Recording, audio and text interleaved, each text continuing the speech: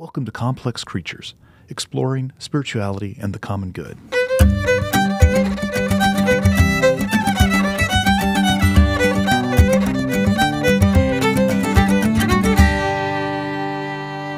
What we like to do around here is think about how spirituality can apply to more than just the individual or the personal. It's more than just your life goals or overcoming problems in your own life.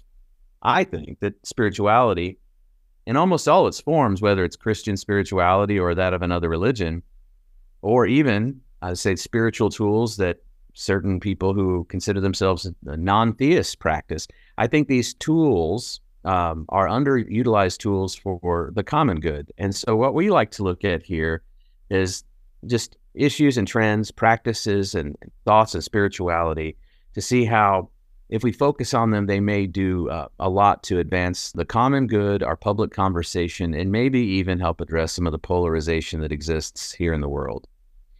We think it's just one tool in the toolkit for public discourse, but it's a tool that we'd love to see utilized more. So today, I'm here with my producer and friend, Alan, and we're going to think through some thoughts together over the power of assumptions. How you doing, Alan? I'm doing great. Thanks for having me. You've heard the old adages about assumptions. I think one version of it goes, it makes an ass out of you and me, so don't assume things. And right. I think that's a pretty fair point. I remember the first time I heard that, I was in high school. I was at a choir concert, and I said something to my great-grandmother who came to see me. Her name was Ruby, and everyone in the family called her Grandma M&M's. And boy, even as a great-grandmother with countless great-grandchildren, she went to our concerts and sporting events. It was so cool. And I said something to her on the steps, kind of going to her seat in our high school auditorium. I was helping her, and I don't know what I said, but it was an assumption that I made about her, probably not coming. And then so that's what she told me, that old adage. Well, you know what they say about assuming things, Jared? And my high school adolescent self had no clue what she was talking about. And then she said, it makes an ass out of you and me. And I think I just about fell down because I couldn't imagine my great-grandmother Ruby saying what is called a swear word or something like that. But that's not always stuck with me. But, you know, I think we can't live this world without making certain assumptions. I mean, assumptions are adaptive tools. That's how we make certain predictions about our world. So we just make assumptions just so that we can live. We assume that certain things are going to occur. We assume that when we turn our faucets on, water will come out. We assume certain natural things in the world are going to happen. So assumptions, I think, are an adaptive tool, but they can become rather nefarious when they're applied to the social world. I'll tell another little story that's probably more poignant. I was in the middle of kind of sorting through a friend's crisis, a friend's personal crisis with their group of friends, with another group of friends. And I was trying to sort through some of their emotions and the discord and the conflict that they were feeling with this group of friends. And I really didn't have any great advice at the time. And I remember talking to someone much wiser than me who just listened to and was giving me feedback on how I might help my friend. And that person said, Jared, wouldn't it be good if we all just assume the best of each other?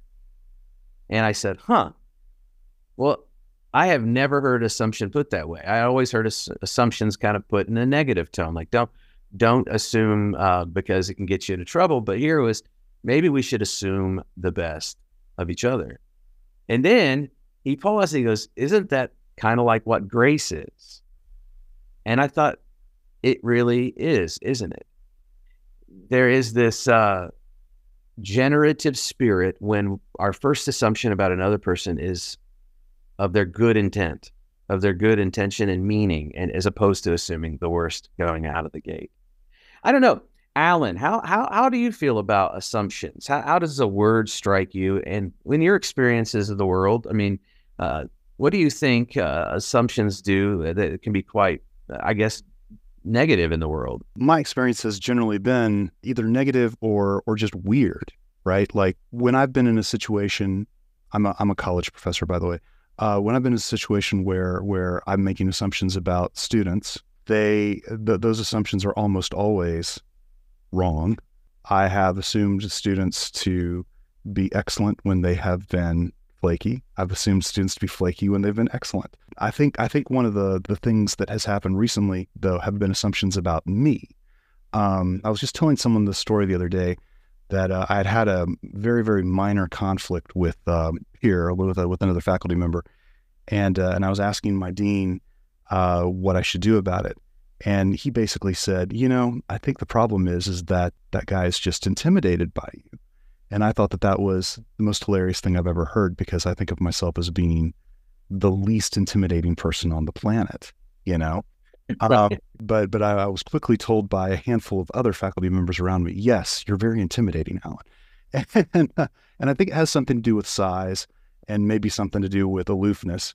But regardless, I think that I have generally only seen those assumptions work negatively as well. And I love the idea that we should assume the best of people. Yeah, I like your story. People have made an assumption about you maybe by the way you appear. I mean, you're taller. I mean, you have dark hair, and maybe it might be because you're not cracking jokes and walking around really loud like like a flamboyant politician in a room. And maybe he's quieter, right? And so we can project onto people a lot of things. It could be our fears, our insecurities, and so on. But assuming the best, my friend reminded me might be grace. It is certainly socially and psychologically intelligent. It's been said before, and maybe you've heard this, that absolutely nobody hears a baby crying and thinks to themselves, that baby's trying to destroy my life. That baby wants me to have no sleep. That baby wants me to go crazy. That baby doesn't want me to enjoy, a nap. That baby doesn't want me to enjoy a television show with my partner. That baby doesn't want me to, whatever it is.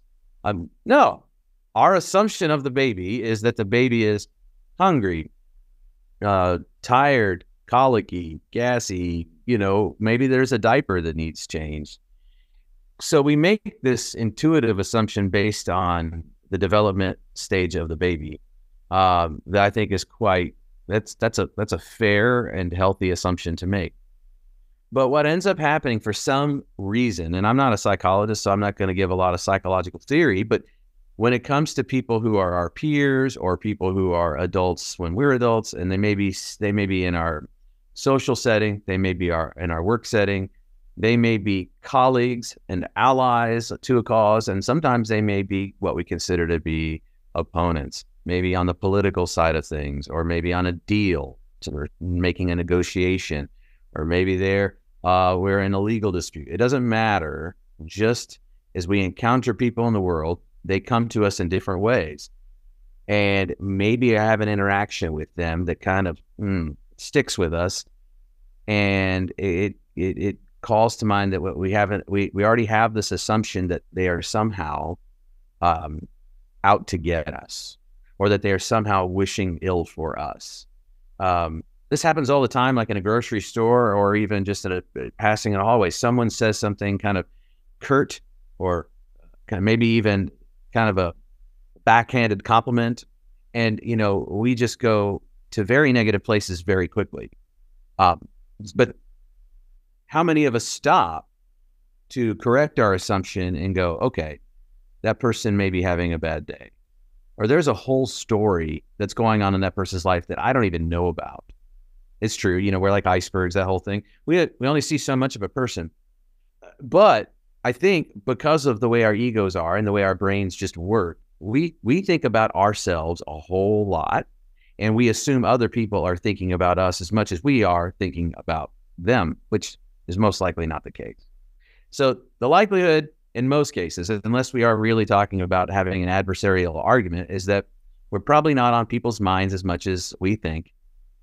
More often than not, people are not out there trying to destroy us or hurt us or harm us. And so it would be better for us if we took the same logic that we took with a baby. Somebody acts out in a way, and we might want to assume better and go, well, there must be something going on with them. Maybe they had a rough night and no sleep. Maybe the dog kept them up all night. Alan, you know about dogs keeping you up. Absolutely. Doesn't put you in a good mood. Maybe their child talked back to them in the way, whatever you want to call it, got sassy on the way to school. Maybe they're worried. Maybe they're worried about this lump. You never know. But if we stop, say, this interaction really isn't about me, maybe assume that there must be something going on, it might save us a whole lot of heartache, at least. And I'm not sure that that's even a spiritual tool yet. Maybe that's just like a healthy tool or a healthy way that we could assume better in the world.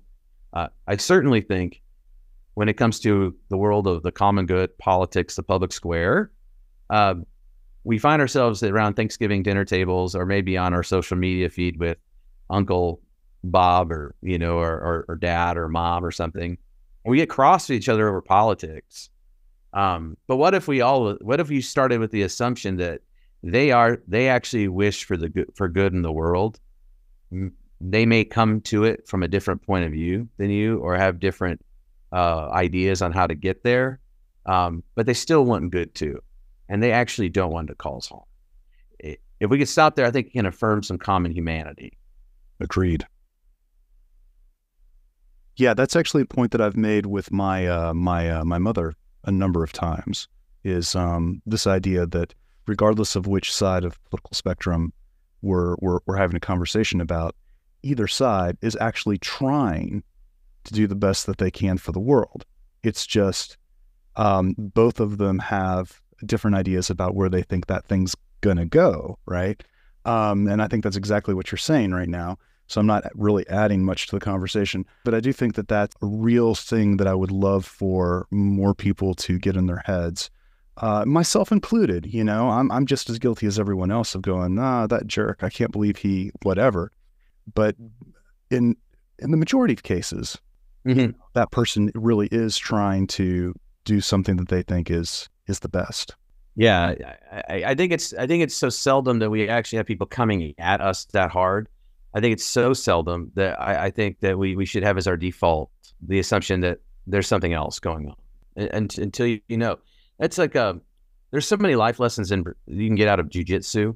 And I think one of the profound things I learned when I was studying Brazilian jiu-jitsu is you often get comfortable being in awkward positions. I mean, in fact, one of the strongest positions is called guard, which is a defense position that looks like you're not doing very much except for protecting yourselves from strikes and things. And the beautiful thing in jiu-jitsu is it doesn't it kind of takes size out of the picture a lot more than standing up does, because you take it to the floor and it's a little more equalizing. But especially when you are dealing with somebody who's kind of flailing out of control, it teaches you to be patient and not overreact in that moment of chaos, and then wait for the opportune moment to then subdue. And so I think that, if we just gonna sit there in our own self and learn how to be in a little moment of discomfort, and get comfortable with it, get comfortable with the fact that you don't know why this person barked at you, or you don't know why they're speaking in that tone, or you don't understand it anyway. Maybe you know why, but you don't get it. Doesn't make sense.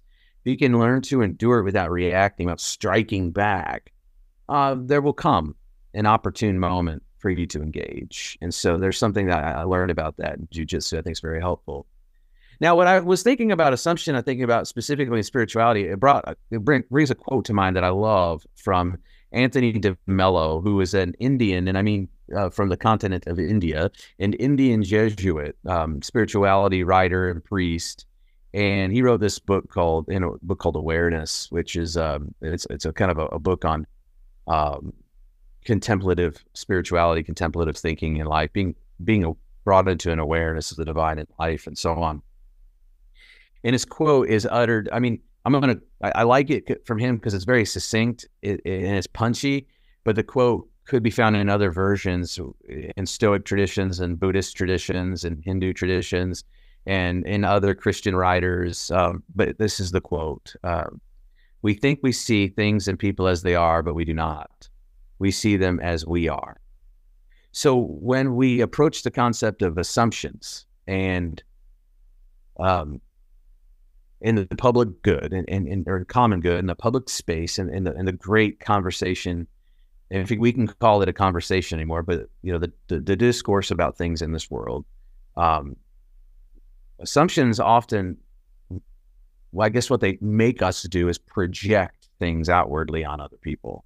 That's the act of it's kind of a moral aspect of it, making an assumption. We're projecting onto them what we think or what we, in this, to use the word over, assume, we believe about them. And I think if DeMello's correct, what that does is it calls us to stop and analyze our projections and analyze our points of view, because it first calls us to stop and ask about who we are and how we are and our mode of being. Because before we see the world and people as they are, we're seeing them as we are. That is an indicator, or it's a spiritual lesson revealing the fact that none of us have an objective point of view. We don't have a view from nowhere. We're all situated. We're all somewhere. We are all subjective. And when you come to anything, whether it's a film, a piece of music, a book, or even science, when you come to the laboratory to study, you're bringing yourself, your attitude, your mood, your history, all of it with you. And sometimes in social ways, it can be very, very deleterious or problematic.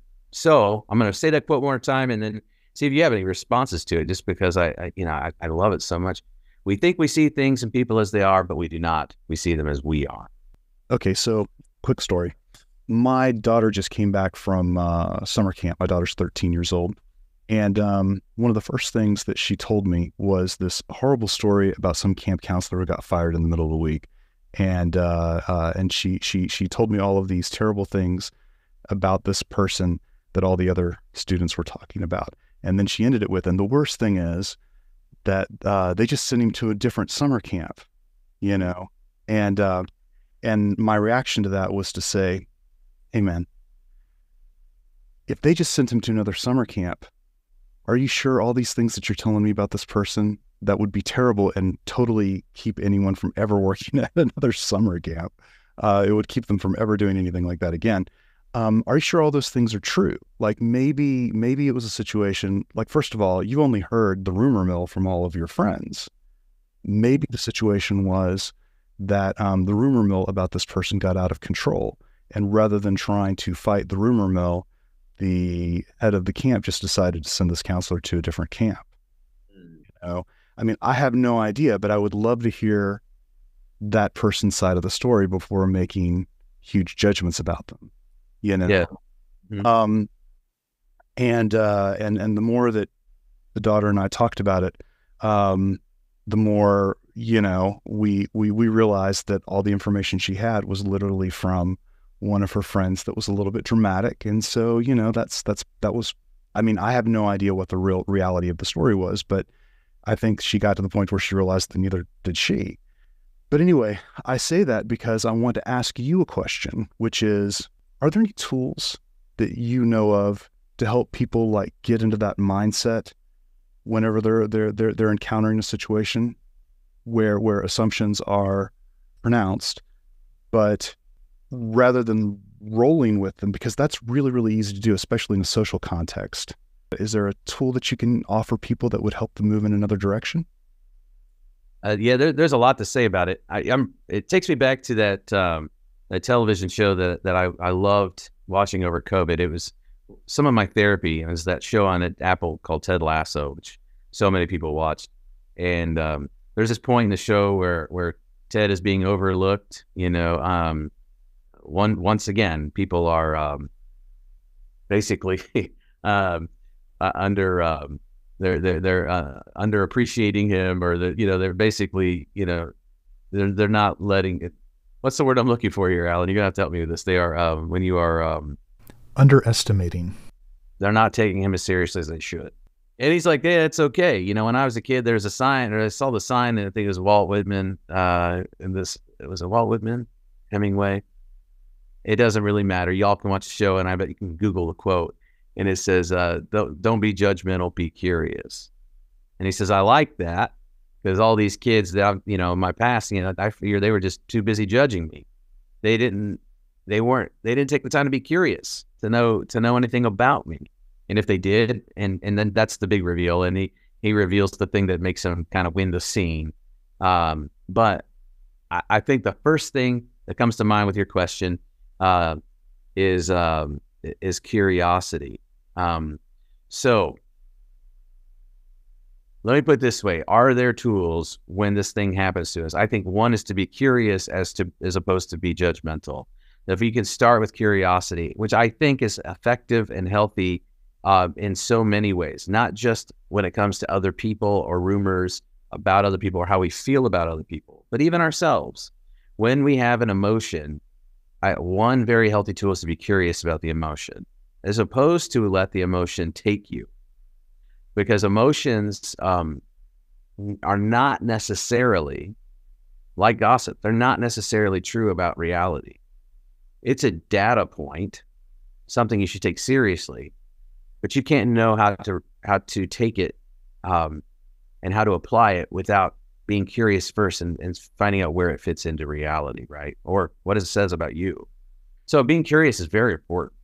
So I think it would be really interesting for her to be curious about the rumor, about the person, but instead of just curious and then wanting to go find out for the sake of scratching that itch of just being in the know, which we have as social creatures. You know, I want to know. I want to know the skinny. I want to know the dirt, spill the tea. No, being curious is to ask questions like you're asking. You were teaching her how to be curious. You were saying, well, now hold on a second. Now, if that were the case, then this, and but why that? And that curiosity helped you be a little bit more suspect of some pretty bold claims. Right. Now the problem, even with curiosity as a tool, is that it's got to overcome this huge social thing that certain theorists like Rene Girard talked about, where he talked about our tendency for mimetic desire. Now, Rene Girard was this figure who worked at Stanford as a literary critic and philosopher, and his mimetic desire is talked about all over the place in so many fields. But one of the things that he's really talking about is how human beings have the capacity, or an impulse rather, for imitation. So mimetic desire in our consumer society is sort of like, I don't know if you've seen those new Tesla trucks that look like big boxy transformers. Yeah. They're amazingly ugly, but go on. Yeah, I agree with you. I think they're hideous. I mean, I think the Tesla is a beautiful designed car, but this to me looks like it was only halfway designed. Like they were chipping away the car out of marble, and they just kind of stopped at a very blocky form and needed more carving. But I'm assuming that people, I'm assuming that it could become very easy for me to start finding them very, very attractive when I see them everywhere and everyone having them and everyone wanting them. Totally agree. That's and if you want to look like you're a Jawa, it's perfect. It's all right. Jawas. Nerd alert. I love it. Yeah. And when you get into my car, you'll find out that I have all the parts from your car stolen for scrap. All right. So yeah, but it's like, that's what we do in consumer society. You have something, so then I want something.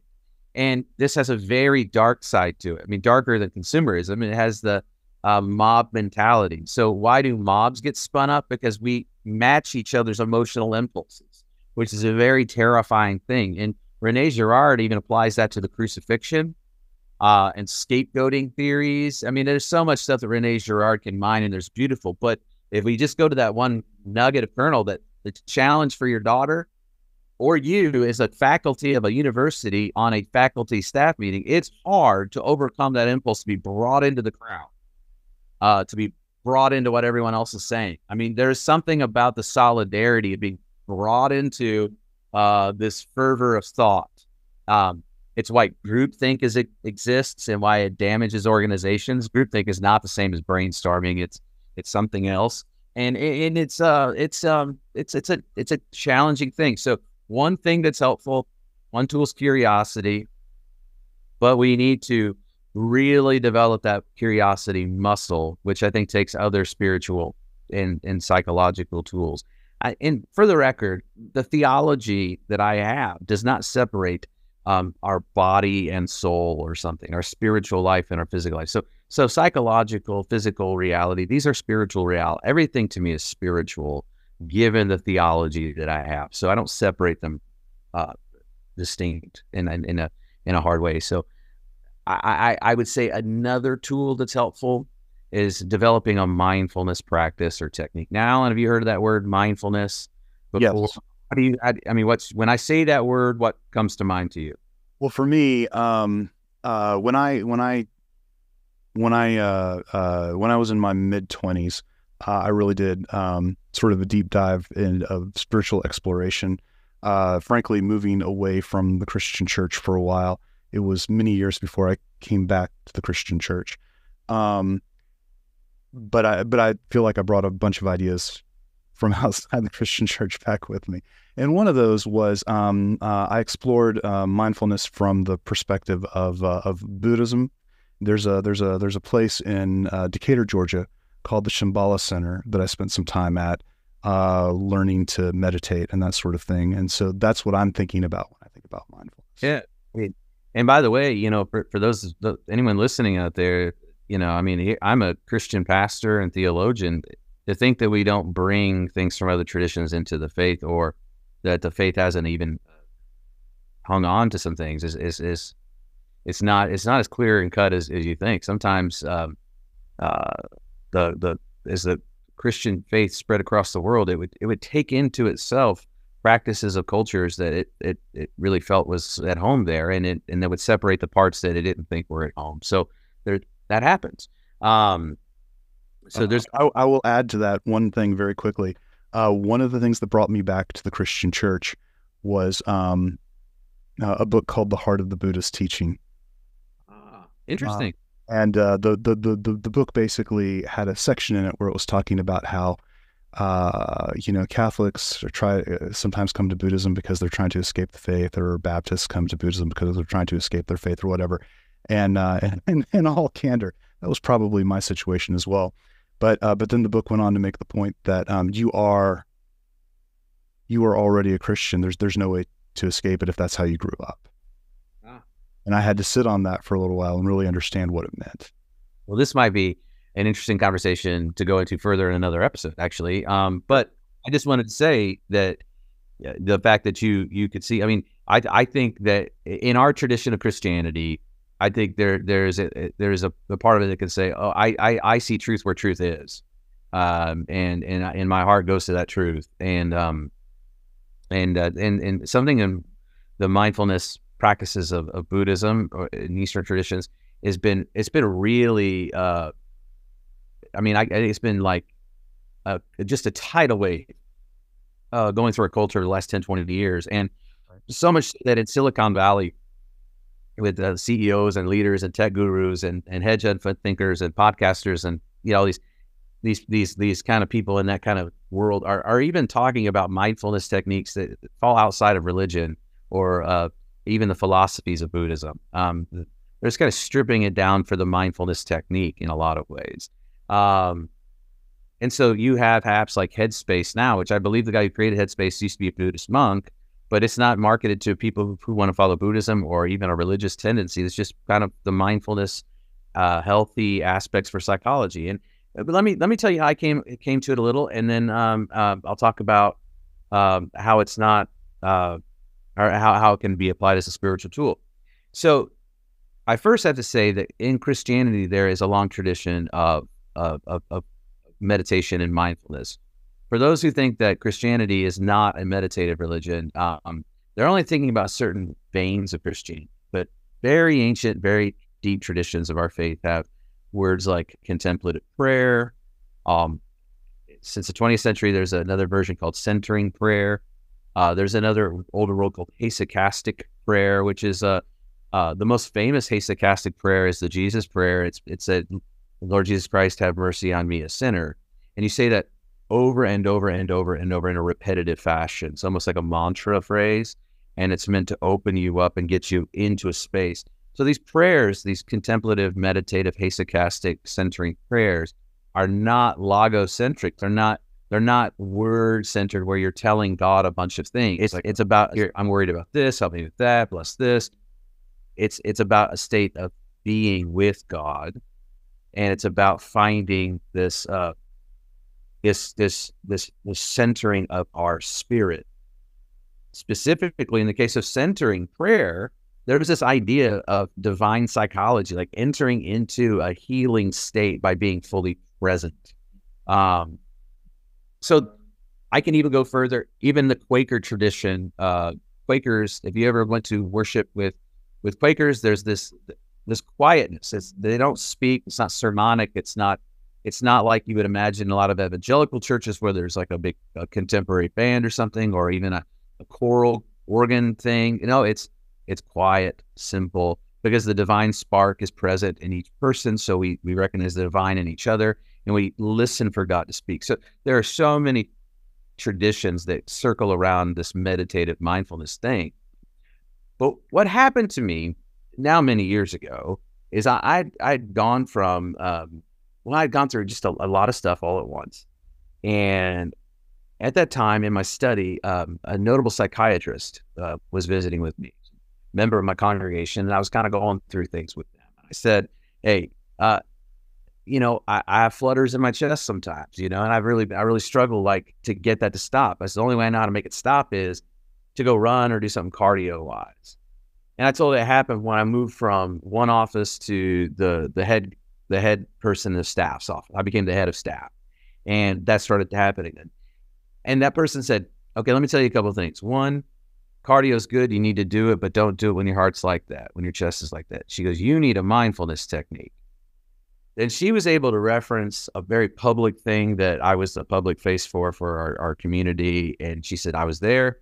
She said, boy, I wish you had a mindfulness technique that you were practicing in your life so that in that moment of great stress, it would help you as a tool to, and I'm like listening to her going, tell me more about this. Like, what is this thing that I can practice that will help me in moments of great chaos and stress and where I have to shoot from the hip and be on in front of the crowd and under the spotlight on a moment's notice. Absolutely.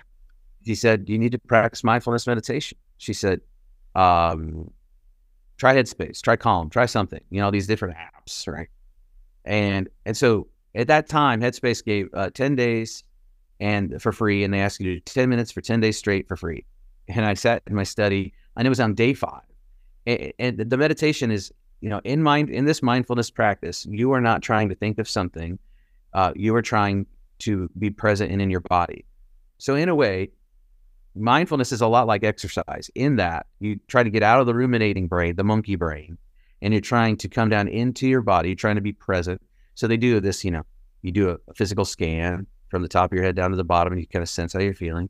And all they keep teaching you to do is, if your mind wanders, is that you note it, you don't make a judgment, and you bring it, and you say, okay, that's a thought, that's a pleasant thought, or that's an unpleasant thought. You say, that's okay, I'll move you to the side. I'm going to bring it back to my center, to my body.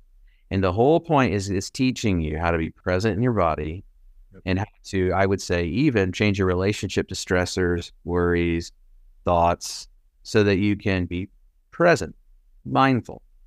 Now, in different religious traditions, there's a religious component. Like we're emptying ourselves of thoughts so that we can make room for God to speak or whatnot. But just the bare mindfulness practice, it's about that getting control of the thought and being present and centered in your body.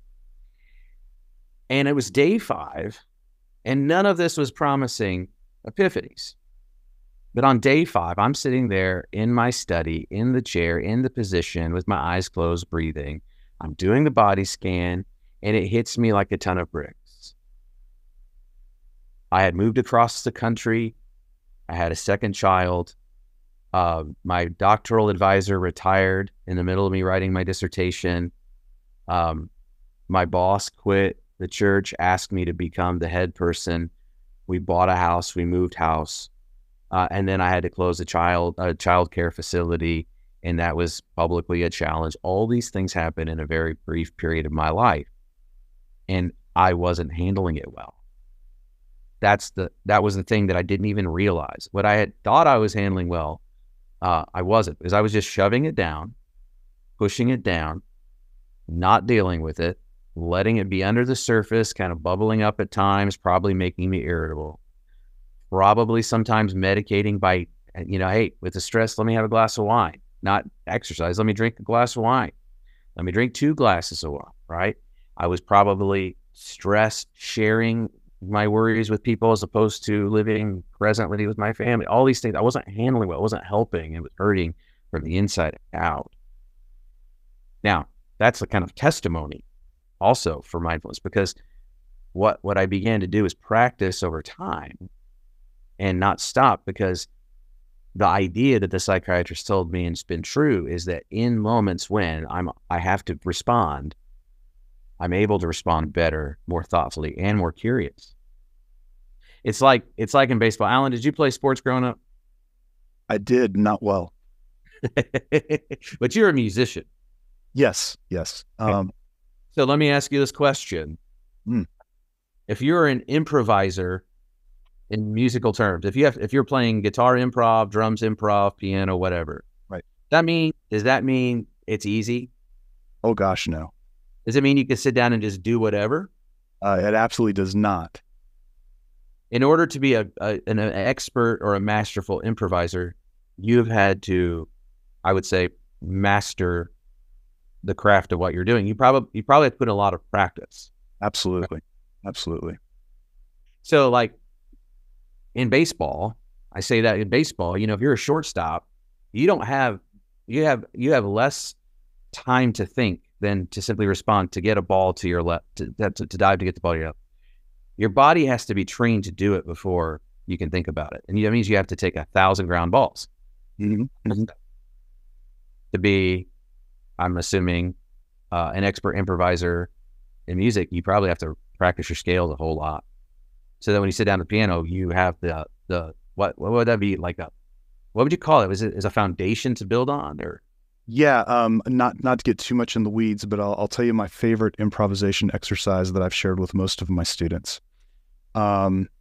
Take a tune that has different chord changes that move through various keys, and be able to, in time, play and name the thirds of each chord, or the fifths of each chord, or the sevenths of each chord, or the 11ths of each chord, or the 13ths of each chord. And just getting through one of those usually takes people months. Really? So you're steeping yourself in your instrument and the music, right, and the everything of it, so that if you wanted to be able to play with a group of people and improvise and play off each other, you have to be more adept. So in a way, that's how ethical life happens. It happens through formation, because a lot of the things that we do ethically, morally, or virtuously or non-virtuously happen spur of the moment. Are we going to react negatively to somebody who says something harsh to us? Are we going to gossip when the crowd is pulling us in that direction? Right. Or did we practice enough to think differently, and not just have enough moral training so that we feel guilty after we've stumbled, but in the moment react correctly, which is, right. I think curiosity can help, but I think that really needs to be buttressed by something like a mindfulness practice, a meditation practice. I'm working right now learning about centering prayer, reading Thomas Keating's work on it. He argues that is a prayer that anticipates contemplative prayer. But as I've grown in my own spiritual journey, I still say prayers where I say things like, God, my mom is in surgery, last night, 5th surgery, in 10 months on the same thing. And it's just a terrible thing. I prayed for her. I don't know what that means to you hearing this. Maybe prayer means something, maybe it doesn't. But I appealed to God for my mom. I have no idea if that's going to produce anything, but it seems like a natural order for me to appeal to that which no greater can be thought, to appeal to beyond me. I happen to believe that this is a personal God who cares, but that's all I know to do. But as I've grown in my spiritual pilgrimage, more and more of my prayers are unspoken words. They're feelings of being present, of trying to just be, but to be present with divine. To see that, for me, to see that the divine is not far away, but always already present, closer to me than I am to myself. Now, these are certain theological, spiritual teachings that are my tradition, but the prayer is to inhabit this reality of presence. for Keating, Thomas Keating on the centering prayer, there's a divine therapy that can happen, right? Where my brokenness can be healed and all that. And I hope that's true. For folks who are non-theist, but who practice mindfulness meditation, they can develop a great sense of self-awareness so that in a moment they're not reacting, but they can, and make that room for the curiosity.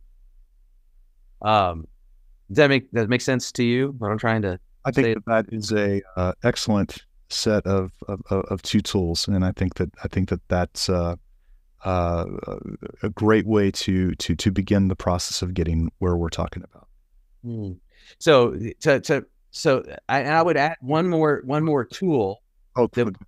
Another time. Let me add one more tool that's along the same lines of thinking. But Alcoholics Anonymous, the 12-step program. One of the steps is develop a moral inventory. And Father Richard Rohr is a Franciscan priest who writes on spirituality, says that America's greatest gift to the world of spirituality is the 12-step program. And I think he's right. And I think that, as Anthony DeMello says, we think we see people and things as they are, but we don't. We see them as we are.